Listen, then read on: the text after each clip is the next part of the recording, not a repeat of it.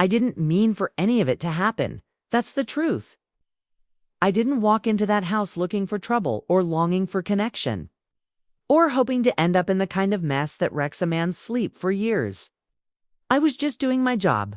That's the thing I keep telling myself, over and over, like some prayer I don't really believe in anymore. I was doing my job, and then she opened the door. Her name was Celia Luck. And from the first moment I saw her, I knew I was in dangerous territory. I'd been hired to protect her husband, Adrian, a real estate developer worth hundreds of millions, known for his empire of glass towers and whispered scandals. Cold man, controlled charisma, like a weapon. He had a way of looking at you. That made it clear you were just one more person in his way. He wasn't the first rich asshole I'd worked for, and he wouldn't be the last. I knew how to navigate those types, but his wife, she was something else entirely. I remember it so clearly. That first evening on the job, I was standing near the car, suit perfectly pressed, earbud in, eyes scanning the long driveway out of habit. Then I heard the front door open, soft footsteps.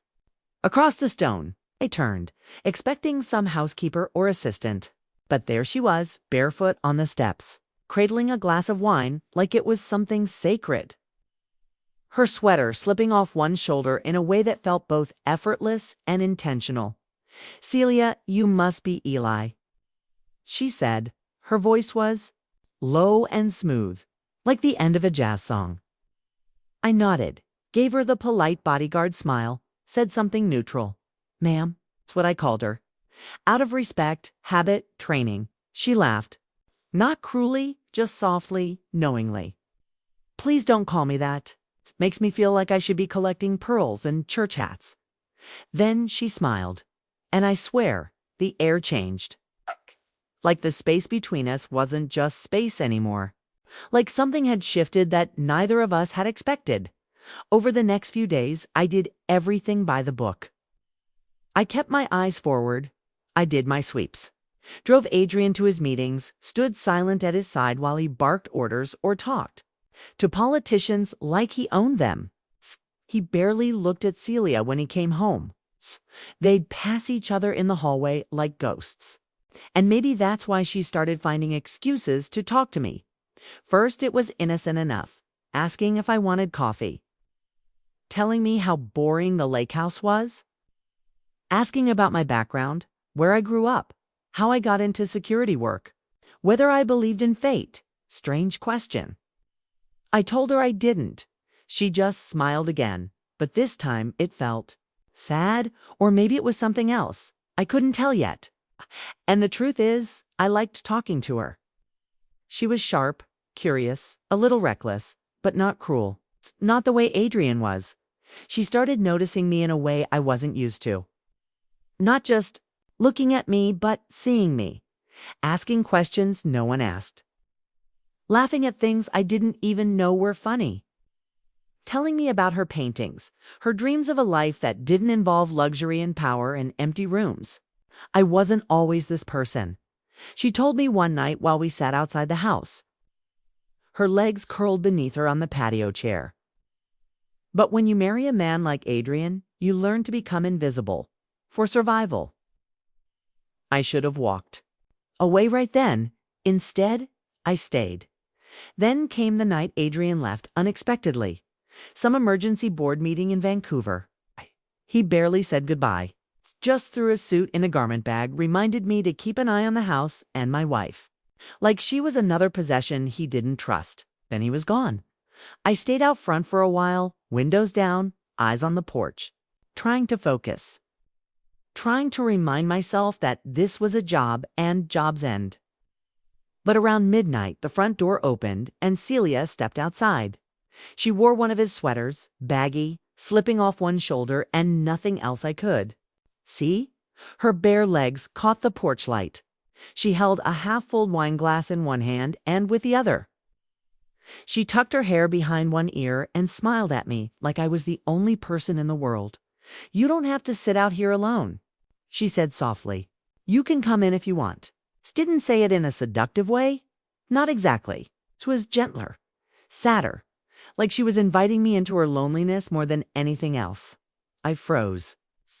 My body screamed, "Don't," but everything else inside.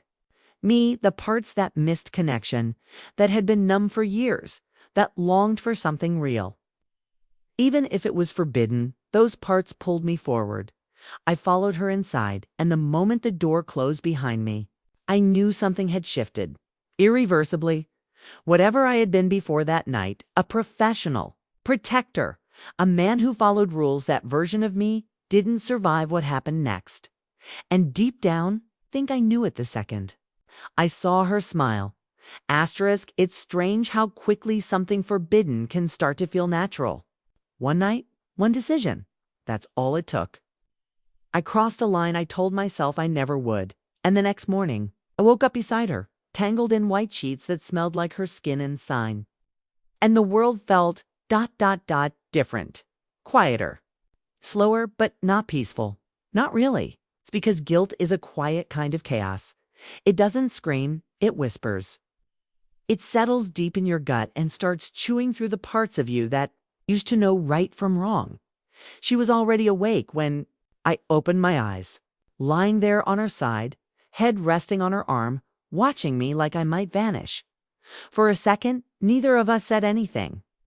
Just silence and breath and that awful feeling in the chest that comes after doing something you can't take back. "I guess this means we've got a secret now," she said softly, trying to sound playful.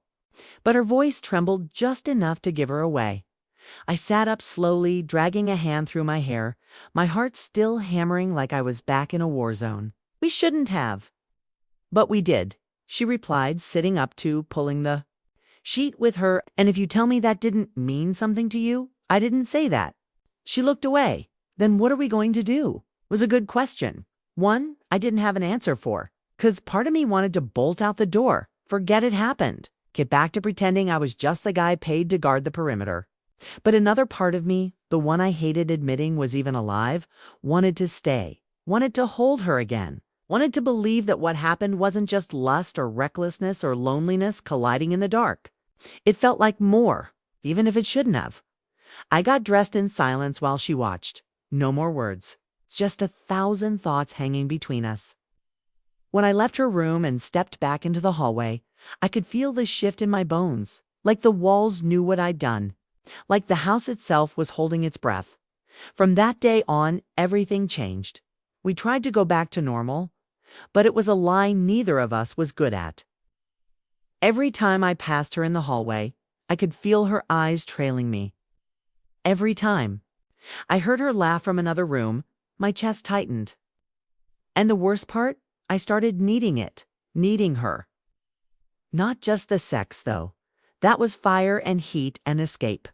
No, I needed the way she looked at me like I was a man again. Not a job, not a uniform, just Eli.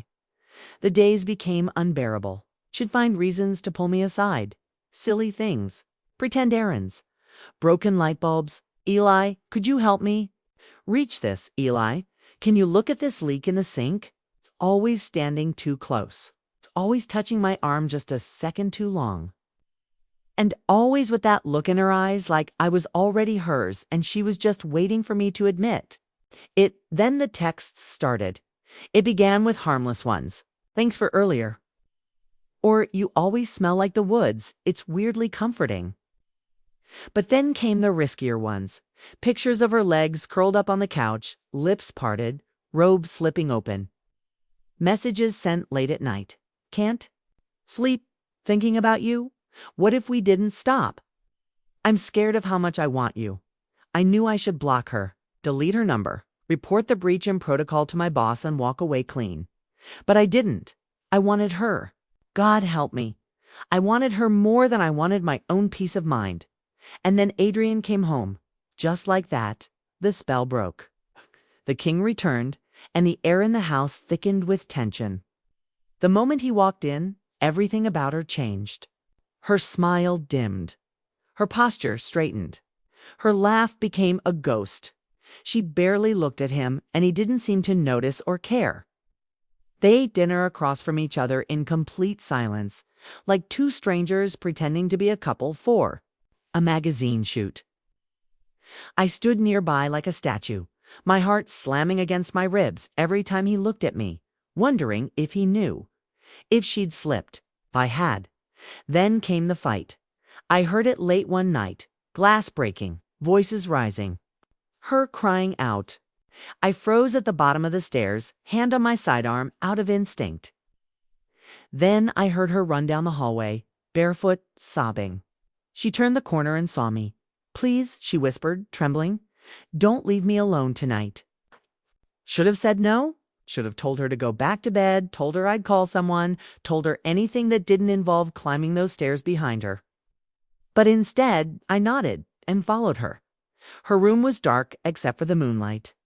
Sliding across the bed, she didn't say another word. She just reached for me like she was drowning and I was the only thing that could keep her above water. And again, I'll let it happen, because it felt like the only place I was real anymore was in her arms.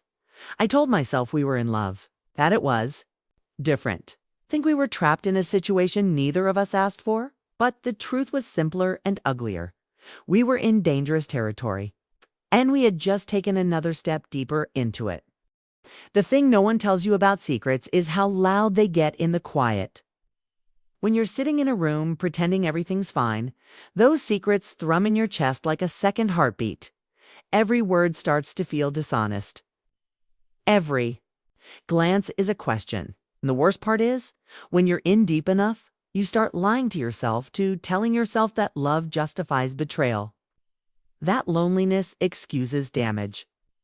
That wanting someone enough somehow makes everything else okay. For a while, Celia and I lived in that space between lies.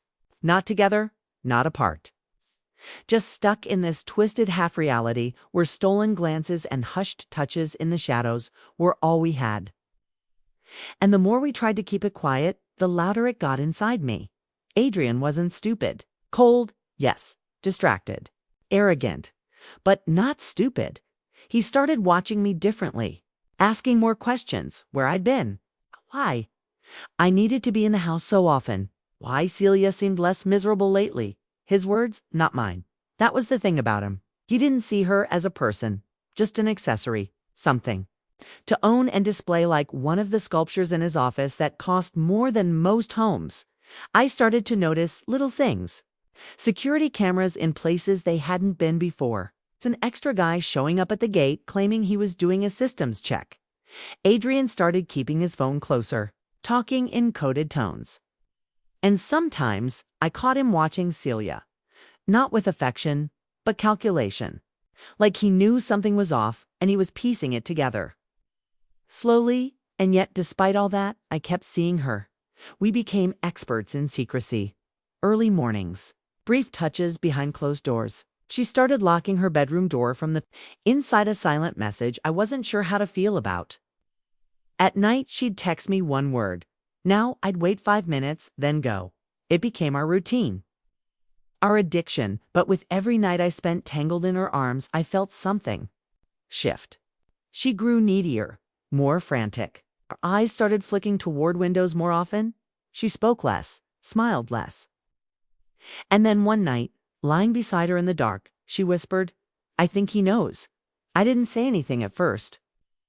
Just stared, up at the ceiling, heart racing. Why? He's asking questions. She said, "He's watching me." Watching you?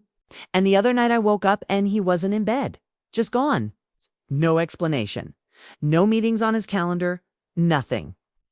"What are you saying?" I asked, turning toward her. She hesitated. Then, in a voice barely louder than a breath, "I don't feel safe anymore." That hit me hard. I'd been in the military. I'd done private security for CEOs and ambassadors and corrupt politicians. But nothing ever made my stomach twist like hearing her say those words. Because if she didn't feel safe, that meant I'd failed. And if I'd failed, I wasn't just a bad bodyguard. I was a bad man. "I'll protect you," I said. "Whatever happens." She looked at me like I'd just told her I could move mountains. "You'd do that?" "I already am." She kissed me. Then, desperate, hungry, like she was trying. to convince herself that what I'd said was true. And maybe it was. Maybe it still is. But even as I held her, something felt wrong. A few days later, the twist came. Adrian called me into his office. His tone was light, casual, too casual. "How long you been doing this kind of work?" he asked, pouring 2 drinks. I kept my expression neutral. 10 years. Former military before that. He nodded, handed me a glass. Didn't drink his. Just watched me ever get too close to a client. My jaw tensed. "No, sir, that's not how I operate." He smiled, slow, cold. "Good answer." Then he leaned back in his chair and looked at me with eyes that felt like needles. "Wife thinks we should move. Maybe take a break from all this. She's been acting strange, emotional, like she's hiding something." His gaze locked with mine. "You wouldn't know anything about that, would you?" "No, sir." He nodded again, still not drinking. "Well, if there's anything I should know about my wife or the people I hired to watch her, you'd tell me, right?" "Of course." That was it. The conversation ended, but the message was clear. He knew, or at least suspected. And I'd just stepped into a game I didn't know how to play that night. I confronted Celia. "You need to tell me the truth," I said. "What's really going on? You're jumpy. You're afraid of him. I need to know if I'm protecting you from a threat or if I've just been part of some twisted game." She looked at me for a long time. And then, with tears welling in her eyes, she said, "I didn't mean for this to happen either. But you're the first person who's ever really seen me. And I don't know how to let that go." I should have walked away. Instead, I kissed her again. And just like that, I went deeper into a story I didn't fully understand with a woman I was falling too hard for. And a man who might already be plotting my end. Asterisk, you ever have one of? Those moments where the floor doesn't fall out from under you, but you feel it tilt just enough for the balance to shift. That's how it started. Not with a bang. Just a slow, quiet drift away from what I thought was real. Celia stopped texting. Me as much. At first I chalked it up to nerves. Maybe Adrian was watching her more closely. Maybe she was scared. That made sense. The man was a control freak. His power wasn't just money yet. Was his ability to make people shrink under his gaze. But then, she started pulling away in other ways too. Shorter conversations, less warmth in her voice. She stopped asking me to come upstairs at night. I waited. I told myself it was temporary. That she was being careful then. One afternoon, I overheard something that set my gut on fire. I was walking past her art studio when I heard her laugh. Not her usual laugh. This one was soft, fake-like, the kind people use when they're trying to smooth something over. I paused. Something told me to listen. She was on the phone. I couldn't hear much, just fragments. But I caught enough double quotes. "He believes me.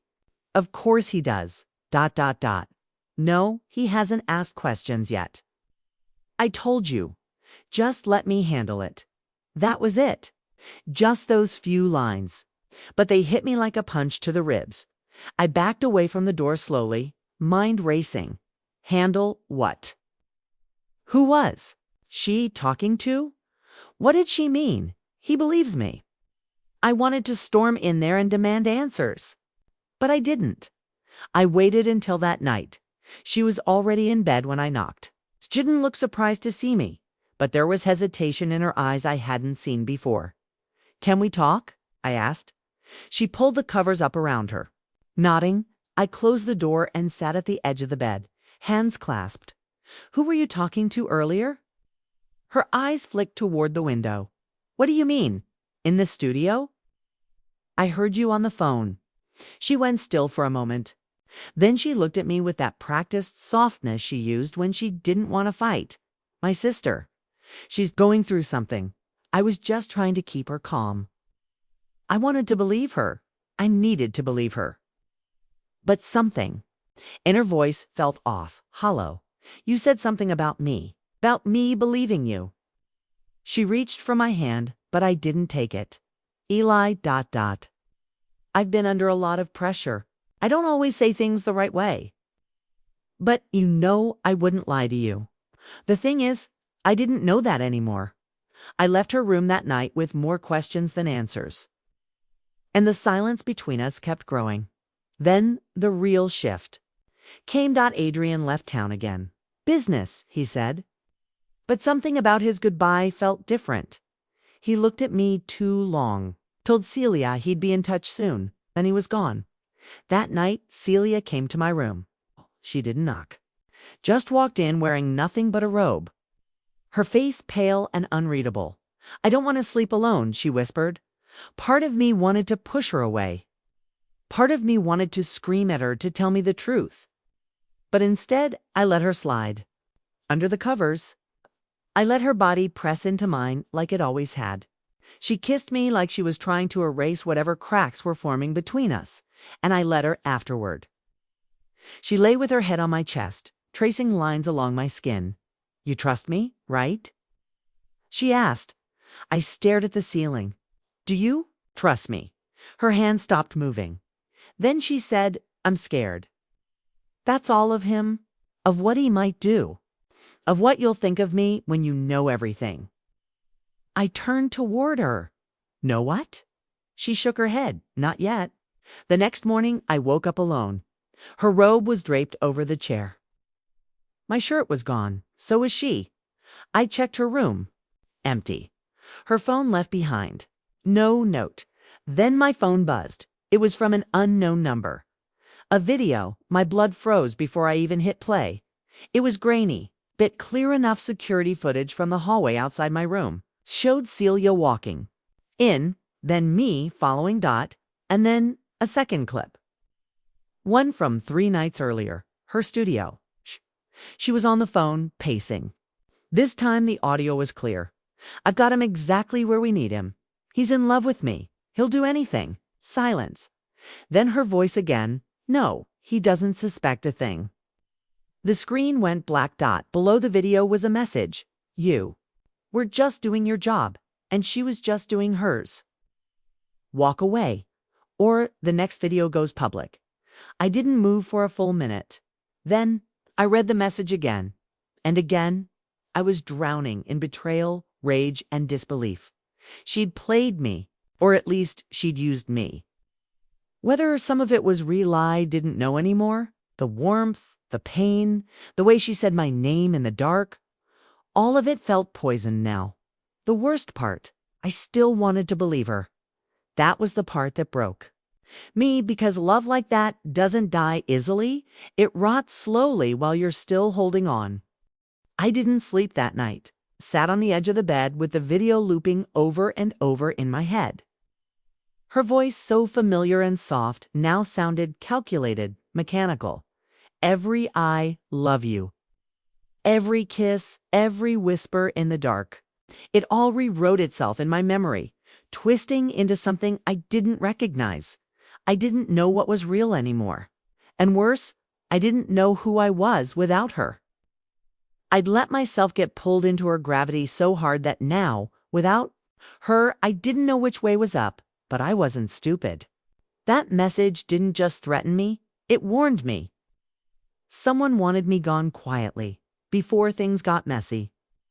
Which meant this wasn't just about an affair. It was bigger, more dangerous. And I was smack in the middle of it. A pawn. Who? Thought he was a knight. I should have packed my things and disappeared that morning. I had enough cash stashed to vanish, at least for a while. I knew guys who could get me work off the grid. But I didn't leave, 'cause something in me still needed to understand what the hell this was. Why she'd used me. Why I still ached for her, even when I wanted to hate her, so I stayed. I watched, I listened. And when Adrian came back 2 days later, he wasn't alone. There was a man with him, mid-50s, sharp suit, hard eyes. It's the kind of guy who didn't blink. When he lied or ordered someone else to disappear, they met in Adrian's study for hours. I stood post nearby, pretending to be invisible. But I caught enough. Everything's in motion, the man said. She plays her part. You clean your hands, and our problem goes away. Adrian grunted. She's unpredictable. She's also desperate. You promised her freedom. Don't. Forget that. I froze. Freedom? It clicked. Then, like puzzle pieces snapping together in my head. Celia had been trapped in more ways than I knew. The fear, the crying, the sudden affection. It hadn't all been fake. Maybe she really was scared. Maybe she was using me, but not just for fun. Maybe it was survival still. It didn't explain the video or the message. Or the fact that she vanished without a word. Later that night, I found her in the garden. She was sitting alone on a bench, barefoot, her robe tied tightly around her. She didn't even flinch when I approached. You lied to me, I said quietly. Her shoulders rose, then sank like she'd been waiting for this. Did you mean any of it? She looked up at me, eyes red. Yes, at first it was about the plan. He needed you distracted. I needed an out. It was all supposed to be controlled. But I didn't plan on you. Spare me, I muttered. You used me, played me. You let me fall for you while you made deals with the devil. You don't know what it's like being with a man like him. He owns everything. Even me. I signed papers I didn't understand. I was locked into contracts that bound me to him. He controls my finances, my family's debts, my future. That doesn't give you the right to ruin someone else's life just to escape your own. Her voice cracked. I didn't ruin yours. You said you had nothing before me, and now I have less. The silence between us was thick. Then she whispered, you weren't just a job to me. I swear it. But I didn't know how to fix it once it went too far. What's the plan, Celia? What happens now? She looked up at me with eyes so hollow, it scared me. They're going to stage something. A break-in. A violent one. They'll say you lost control. That I was attacked. Adrian gets to play. The grieving husband, the hero. You disappear or you get taken out before anyone asks questions. I took a shaky breath. A teen? You? They promised I'd be free. If I stayed quiet, if I played the victim, if I helped them set the stage. I stared at her like I didn't recognize her anymore. So you brought me into this just to hang me out to dry. No, I brought you in because I needed someone I could trust. But then I loved you. And that ruined everything. Her words should have meant something. Maybe they still did. But I couldn't feel them anymore. My heart had hardened somewhere along the way. You have to run, she whispered. Tonight, I can buy you a few hours. But after that, what if I don't? Then they'll kill you, Eli. She reached for my hand, and this time I didn't pull away. I just stood there, torn between wanting to save her and wanting to walk away and never look back. I didn't want it to end like this, she whispered. It hasn't ended yet, I said. And then I turned and walked away. Because love, when poisoned, isn't something you mourn, it's something you survive. Asterisk, there's a silence that comes before chaos. I'd felt it in combat zones, in alleys, where things were about to go sideways. It's not loud. It's a stillness that presses on your chest and makes your hands feel too big, too slow. That's how it felt the moment I decided not to run. I should have. I should have packed a bag, taken the car, crossed a border, and vanished like smoke. But something in me, maybe the part still twisted up in Celia, or maybe the part that refused to be used like a disposable piece of someone else's plan, decided to stay. If they were going to end me, I wanted to see it coming. I spent the night watching, listening. I found hidden cameras I hadn't noticed before. One in the hallway vent, another in the garden. I disabled them. Not because I thought it would help, but because I needed one clean hour to breathe, to think. Without someone else watching my every move, Celia didn't come to me again, and I didn't go to her. We'd said everything already. Or maybe not enough, but the line between us was too thin to walk anymore. Either I trusted her or I didn't, and the truth was, still didn't know. The next morning it started. A staged emergency at least. That's what it was supposed to be, a break-in. to masked intruders. I watched it unfold on the security monitor I'd rerouted to my phone.